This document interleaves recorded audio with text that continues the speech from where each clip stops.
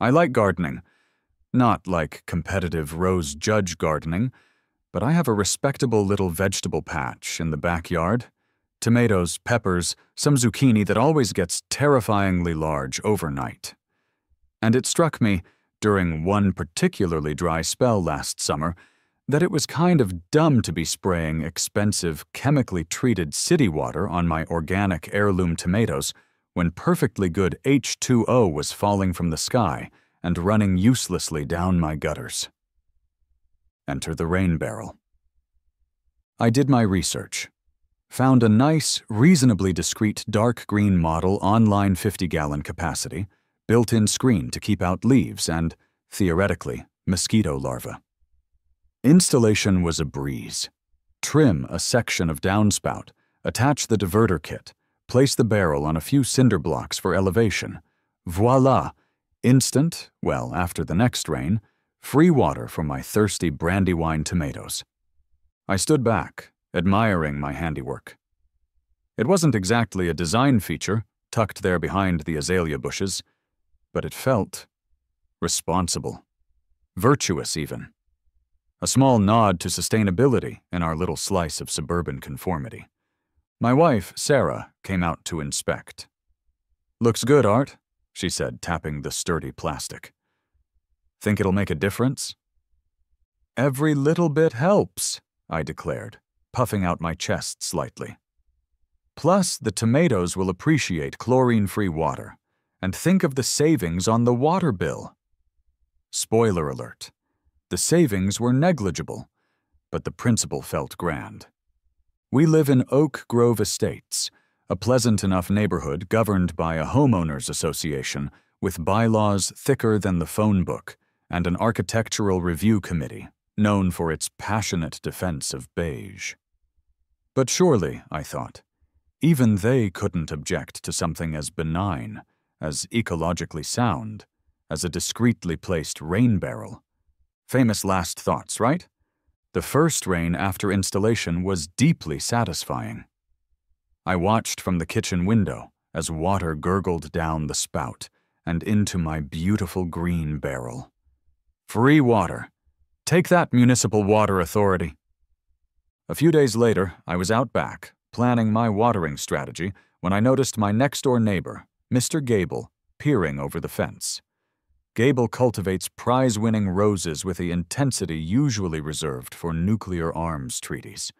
His gaze was fixed not on my burgeoning tomato plants, but on my rain barrel. "Morning, Arthur," he said, his tone lacking its usual, minimal warmth. "Morning, George," I replied cheerfully. "Good day for gardening." "Indeed," he sniffed, his eyes still locked on the barrel. "Interesting. Container you've installed there." "Ah, the rain barrel," I said proudly. "Just trying to conserve a little water for the veggies." Gable frowned. "Looks rather plastic, doesn't it? And aren't you worried about mosquitoes? Standing water, you know." "Oh, it's got a fine mesh screen on top," I assured him. "Keeps debris and bugs out, perfectly safe, and it saves water." He grunted, clearly unconvinced. "Doesn't look very permanent or particularly attractive. Might affect the overall aesthetic, wouldn't you say?" He gestured vaguely towards his own immaculate, barrel-free yard.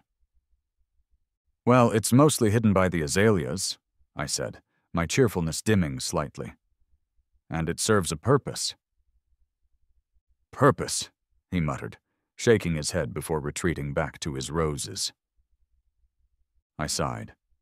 Gable was a known grumbler, prone to complaining about everything from fallen leaves to the trajectory of passing airplanes. Surely his aesthetic objections to my eco-friendly barrel wouldn't go anywhere, right? Wrong. So very wrong. About a week later, an official-looking envelope appeared in my mailbox. Oak Grove Estates HOA logo embossed in the corner. My stomach did a familiar lurch. Nothing good ever came in those envelopes. Inside, nestled amongst boilerplate language about community standards, was the verdict: Oak Grove Estates, Homeowners Association, Notice of Violation. Bylaw 9.4, exterior apparatus, and Bylaw 11.2, health and safety. Property: 12 Willow Lane, Arthur Pendleton. Violation: installation of unapproved exterior apparatus, rain barrel, creation of potential health. Hazard: standing water. Dear Mr. Pendleton, it has been brought to the attention of the HOA Board, following neighbor complaints, thanks Gable, that an unapproved apparatus, specifically a plastic rain barrel, has been installed on your property.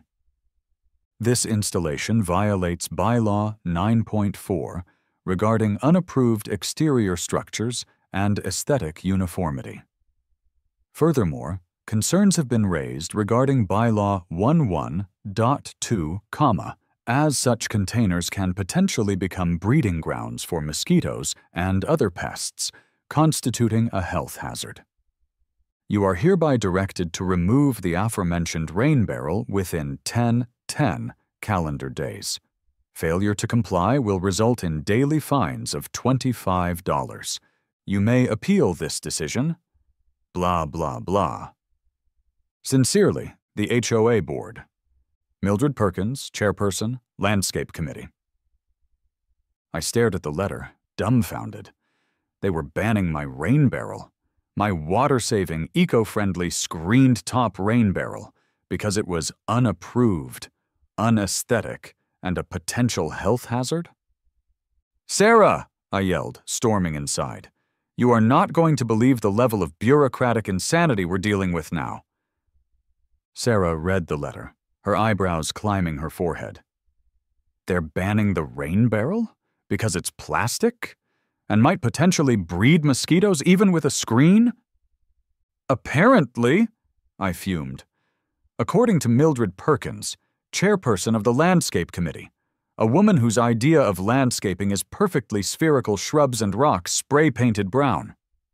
Mildred was notorious, a stickler for rules so obscure most residents didn't even know they existed. And she had a legendary fear of insects. "This is insane, Art," Sarah said, shaking her head. "It's just a rain barrel." "Exactly. It's about the principle. They can't just ban something beneficial because it doesn't fit Mildred's beige world view, or because Gable is grumpy." I jabbed a finger at the letter. "I'm appealing. I'm going to the meeting." Sarah sighed. "Okay, but try to stay calm. Remember what happened when you argued about the approved mailbox finishes?" "Hey," I protested, "forced uniformity stifles individuality. And besides, this is different. This is about saving water. It's practically a moral imperative." I was ready for battle, armed with logic, reason, and printouts about the benefits of rainwater harvesting. Surely the board would see sense. The HOA meeting room was, as expected, beige and soul-crushing. Mildred Perkins sat at the center of the board table, radiating authority and possibly smelling faintly of DEET. She wore a sensible skirt suit and had her gray hair pulled back in a severe bun. Mr. Gable was in the audience, looking smug. When my appeal came up, I presented my case clearly and calmly, mostly. I talked about water conservation, the rising cost of municipal water, the benefits for my garden, the discreet placement of the barrel, the mosquito screen. I showed pictures. I cited articles. Mildred listened patiently, her expression unchanging. Then she opened her own binder. "Mr. Pendleton," she began, her voice crisp and unwavering. "While the board appreciates your enthusiasm for water conservation, the bylaws are clear. Section 9.4 requires ARC approval for all exterior apparatus, which was not obtained. Furthermore, the barrel's plastic construction and utilitarian design are inconsistent with the established aesthetic standards of Oak Grove Estates." "But Mildred," I argued, "it's mostly hidden, and aesthetic standards shouldn't trump common sense environmental practices." "Common sense," she sniffed, "also dictates we protect residents from potential health hazards. Section 11.2 prohibits conditions conducive to pest breeding. While your barrel currently has a screen, screens can tear, Debris can accumulate. Mosquitoes, Mr. Pendleton, carry West Nile virus, Zika virus. Are you prepared to accept liability should a resident contract such an illness traced back to your unapproved container? I stared at her, speechless. She was seriously invoking Zika over a screened rain barrel? Mr. Gable chimed in from the audience. And it is unsightly, Mildred, right next to my prize-winning peace roses. Mildred nodded gravely. Aesthetic integrity and resident safety are paramount. The board has considered your appeal, Mr. Pendleton, but finds that the violation stands. The rain barrel must be removed. She banged her little gavel. Case closed. I walked out of there fuming. Logic hadn't worked, reason hadn't worked, environmental responsibility hadn't worked. They cared more about plastic aesthetics and hypothetical mosquitoes than actual water conservation. Fine, fine. Disconnecting the rain barrel felt like admitting defeat. I emptied the precious rainwater onto the already damp ground. It had rained overnight, adding insult to injury. Detached the diverter, and hauled the empty green plastic cylinder into the garage, where it sat looking forlorn and useless. I stood in the backyard, staring at the empty space under the downspout. My tomato plant seemed to droop in sympathy. Gable was out, pruning his roses with smug satisfaction. Mildred was probably drafting a memo about acceptable garden gnome heights. They didn't like my small, contained, practical water feature. They were worried about standing water and aesthetics. Fine. If they wouldn't let me have 50 gallons of discreetly collected rainwater, maybe they'd prefer several thousand gallons of very visible, artfully arranged water? An idea sparked. Not just a puddle, a pond, a real pond, with rocks and waterfalls and plants and fish, a whole ecosystem. Something so natural, so beautiful, in my mind anyway, so undeniably landscaped that even Mildred couldn't object on aesthetic grounds. It would have moving water, no mosquito problem. It would be an enhancement to the property, and it would hold vastly more water than my poor banned barrel ever could. The pettiness of the idea was delicious. It was perfect. Operation Aquatic Revenge was born. My initial pond idea was modest. A small, preformed liner, a little pump, a few goldfish. But as I fell down the rabbit hole of online pond forums and YouTube tutorials, the vision grew. Why settle for a puddle when you could have a biome? Why just goldfish when you could have shimmering shubunkins, maybe even majestic koi? Why just a hole when you could have multi-level shelves for bog plants, a biological filter disguised as a waterfall, underwater lighting for dramatic effect? I started sketching. The simple circle became a flowing kidney bean shape. I added a stream bed leading to the waterfall. I researched skimmers, bottom drains, UV clarifiers, aeration systems. My browser history became a bizarre mix of aquatic plant nurseries and plumbing supply websites. This wasn't just about replacing the rain barrel anymore. This was becoming an obsession. A glorious, complicated, potentially ruinously expensive obsession. I showed the increasingly elaborate sketches to Sarah. "Art," she said slowly, looking at a drawing that now included annotations for submersible low-voltage lighting and optimal bog filtration zone. "This looks complicated and big. Are you sure about this? Remember Mildred and the mosquitoes?" "Ah," I countered triumphantly, pointing to a section of the diagram. "Moving water. See? Waterfall, stream bed, aeration jets. Mosquitoes can't breed in moving water. Plus fish. Fish eat mosquito larvae. It's a natural pest control system. And look," I gestured grandly at the sketch, "it's landscaping, totally aesthetic." "It's also going to cost a fortune," she pointed out, eyeing my estimated budget scribbled in the margin.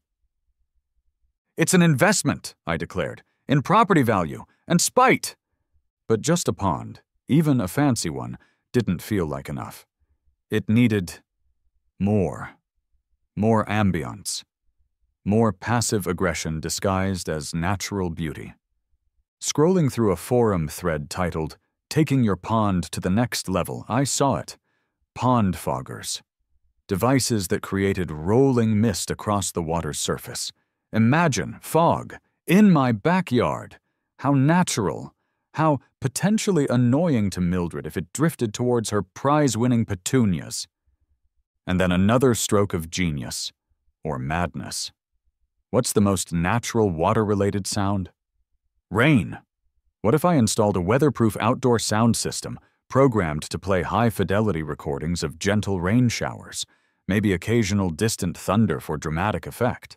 It would be soothing, natural, and utterly baffling to anyone wondering why it always sounded like it was raining in my specific backyard, even on sunny days.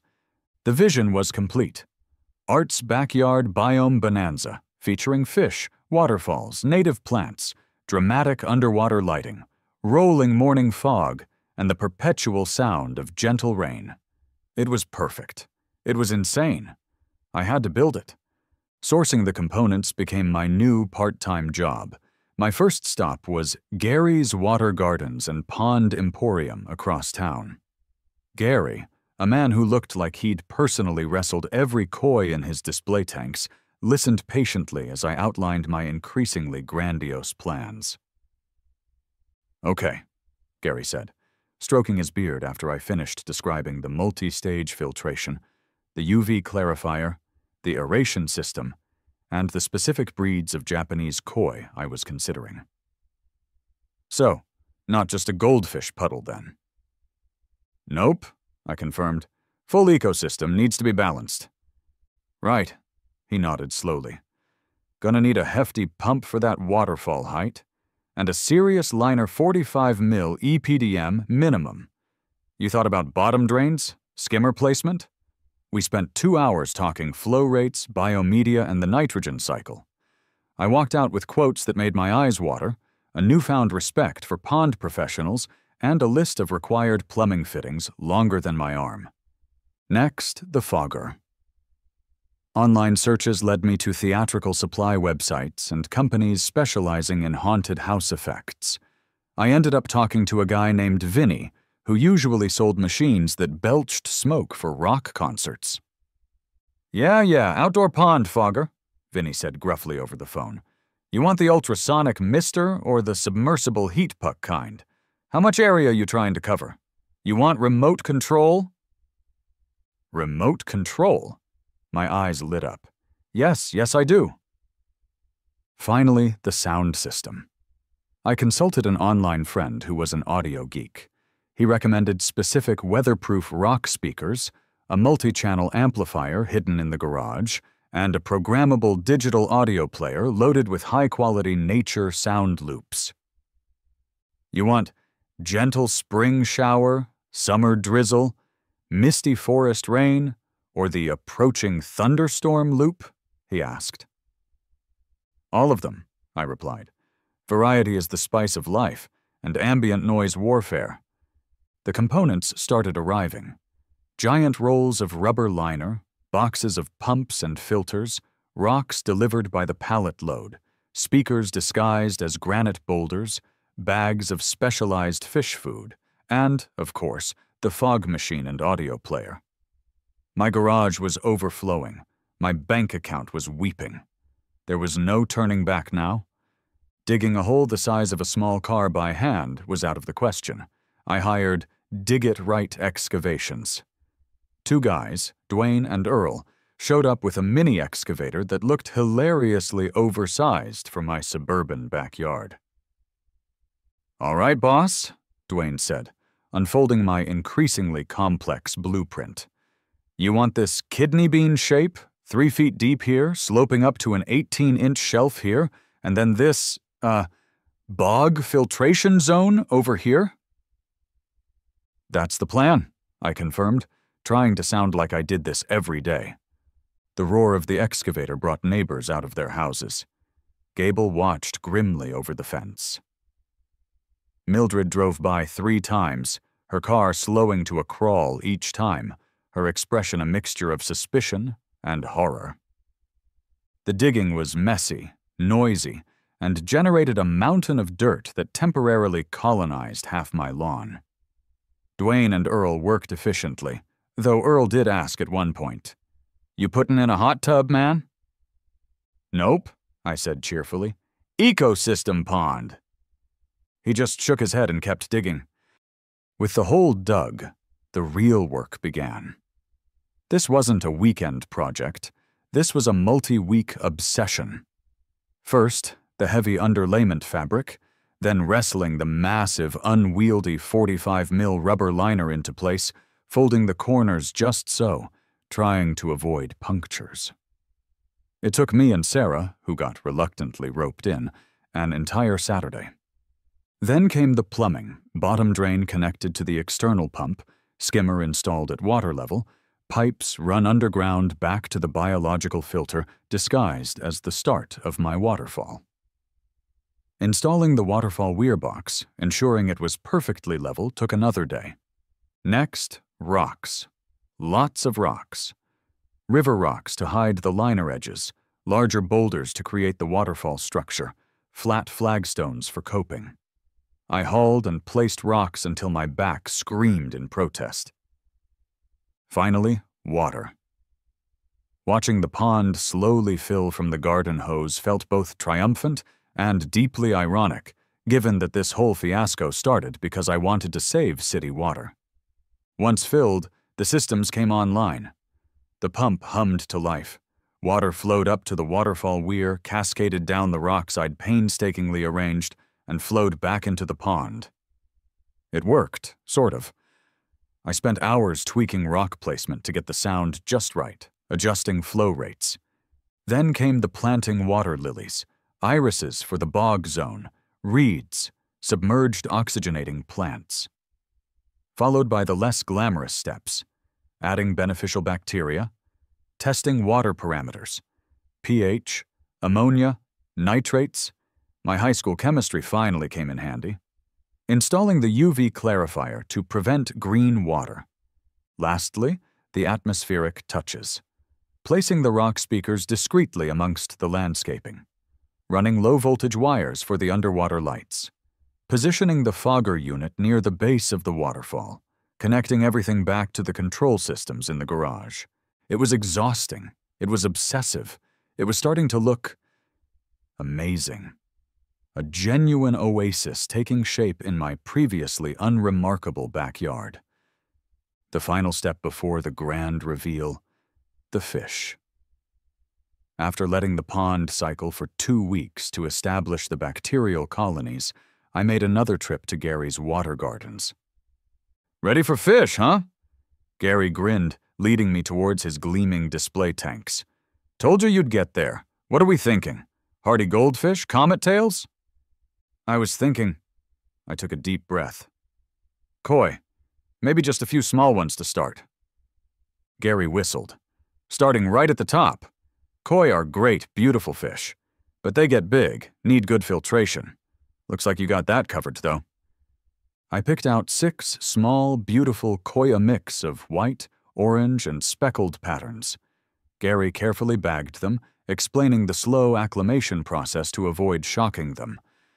Back home, I floated the bags in the pond for 30 minutes, then slowly mixed pond water into the bags.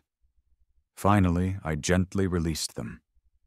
They hesitated for a moment, then darted off to explore their new, ridiculously over-engineered home. Watching them swim gracefully amongst the plants, their colors flashing in the sunlight filtering through the water, I felt a genuine sense of peace. Maybe this wasn't just about spite anymore. Nah, it was still mostly about spite. But the fish were nice. I waited for the perfect moment. A calm Saturday evening, just as dusk began to settle. Sarah was inside. The neighborhood was quiet. I took out my phone, opened the control app I'd painstakingly configured, and pressed Activate Ambient Sequence Alpha.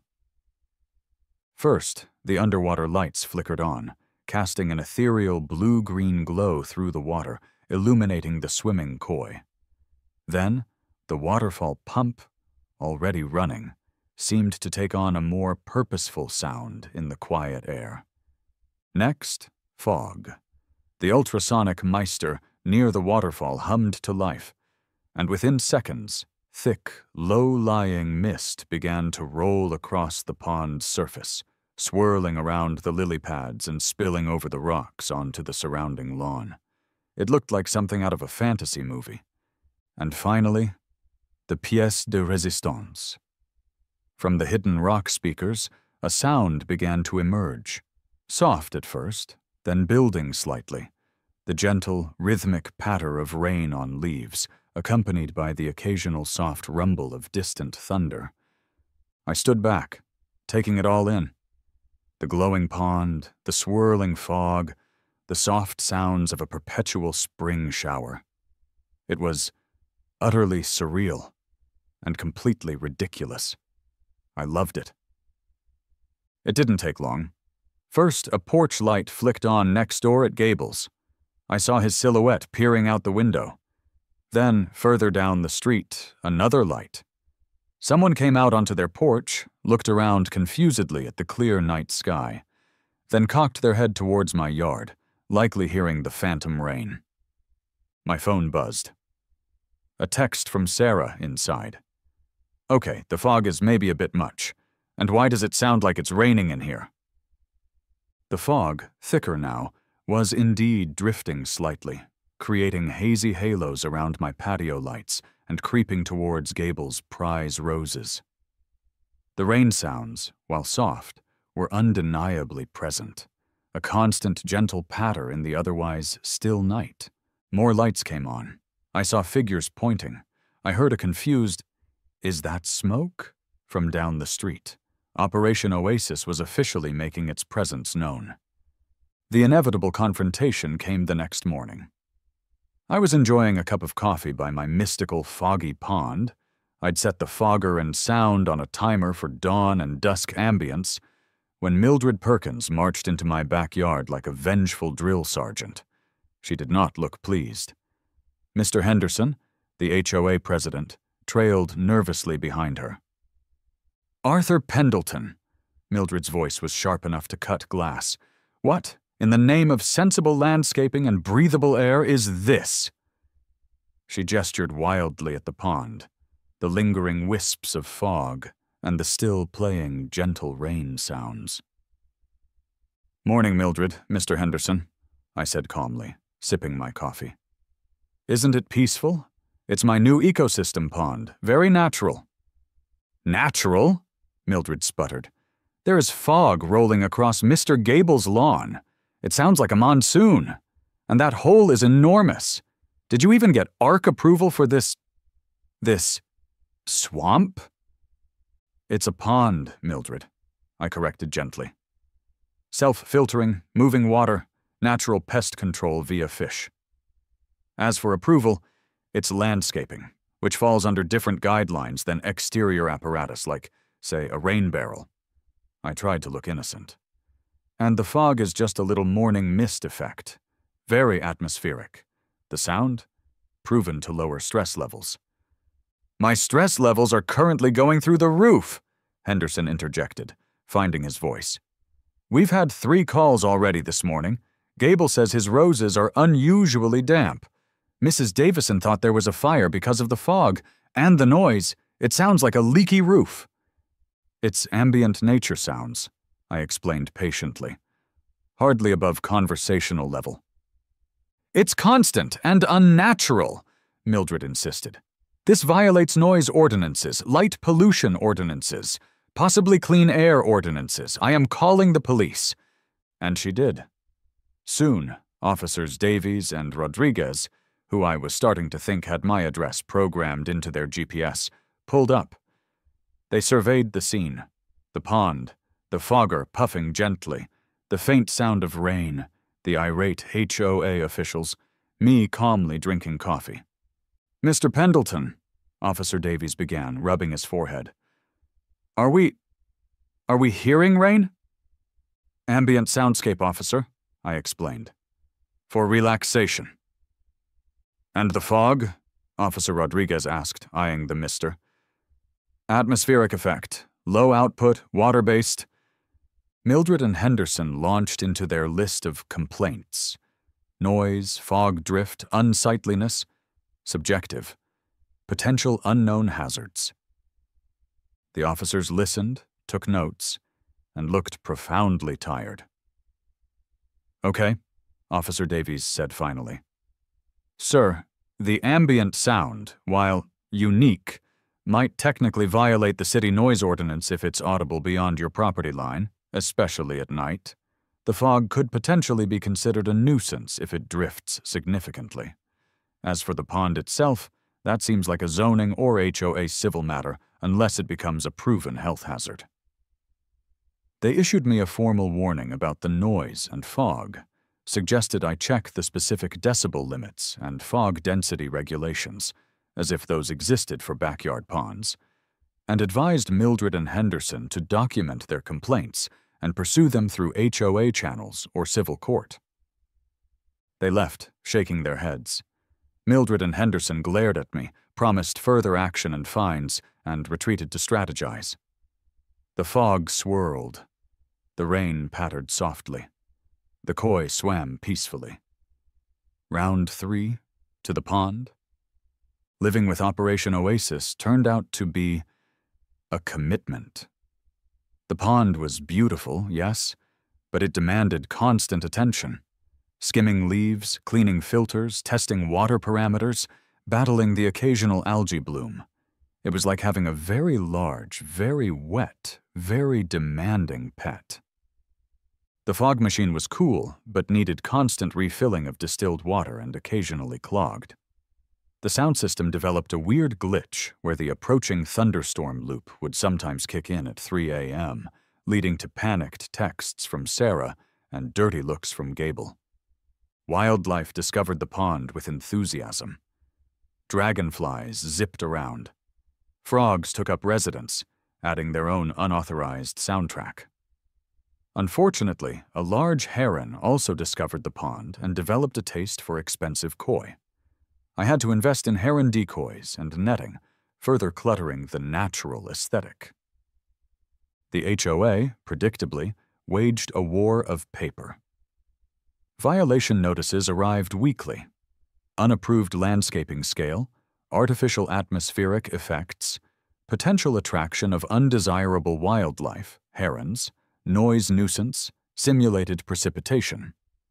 I countered each one, citing different bylaws, sending back water quality reports, and arguing that herons were hardly my fault.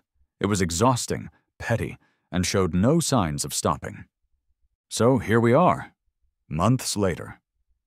The pond is still here. It's beautiful, in a high-maintenance, slightly absurd kind of way. The fish, minus 2 unfortunate heron victims, are thriving. The plants have filled in.